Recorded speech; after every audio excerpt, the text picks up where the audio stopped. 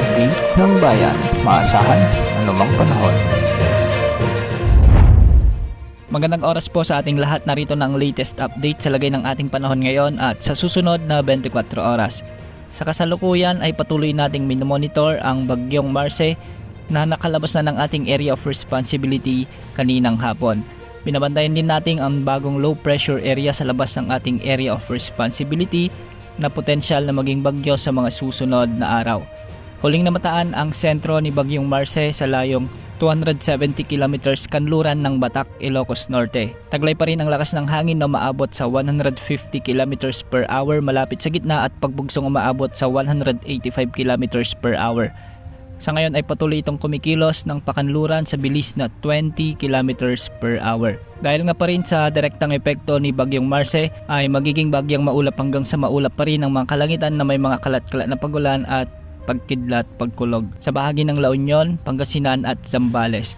Ito ay dahil sa trough o yung extension pa rin ni bagyong Marce. Posible pa rin ang mga biglang pagbaha o pagguho ng lupa. Samantalang sa Metro Manila at nalalabing bahagi naman ng ating bansa ay magiging bagyang maulap din ang makalangitan na may mga kalat-kalat na pagulan at pagkidlat, pagkulog dulot naman ng mga umiiral na localized thunderstorms. Samantala ang low pressure area na nasa labas ng ating area of responsibility ay huling namataan naman ng Pag-asa sa layong 1,705 kilometers silangan ng southeastern Luzon. Ayon sa latest tropical cyclone threat potential forecast ng Pag-asa ay mataas ang tsansa nitong mag-develop bilang bagyo sa susunod na mga araw. Base naman sa forecast track ng iba't ibang weather models, kikilos ito ng pakanluran o hilagang kanluran sa mga susunod na araw at posibleng tumbukin naman ang central at northern Luzon. Kung pumasok ito sa ating area of responsibility bilang bagyo, papangalanan ito ng Pag-asa bilang bagyong Nika. Base sa mga numerical models, inaasahang maglalandfall ito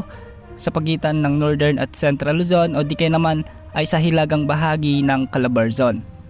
Posibleng malalakas na pag-ulan pagsapit ng Lunes, Martes o di kaya naman ay Miyerkules depende sa bagal o bilis ng bagyong papasok sa ating bansang ito. Depende sa bilis at kilos ng bagyong ito. Samantala isa pang potensyal na bagyo ang posibleng pumasok sa ating area of responsibility pagkatapos ni bagyong Nika sa susunod na linggo. Ayon din sa tropical cyclone threat potential forecast ng Pag-asa ay nasa medium chance na mabuo ito bilang bagyo sa mga susunod na araw at posible ring pumasok sa ating area of responsibility. Posible rin itong tawagin bilang bagyong Ophel kasunod ni bagyong Nika. Dahil sa medyo matagal at malayo pa, asahan pa rin ang mga pagbabago ukol sa mga potensyal sa manang panahon na ito. Bukas asahan pa rin ang pag-iral ng mga localized thunderstorms sa maraming bahagi ng ating bansa at posible na ring umiral o bumugso ang malakas na amihan sa mga susunod na araw lalo na sa may extreme northern Luzon. Yan mo ng update sa lagay ng panahon. Ito pong weather update ng bayan, maasahan anumang panahon.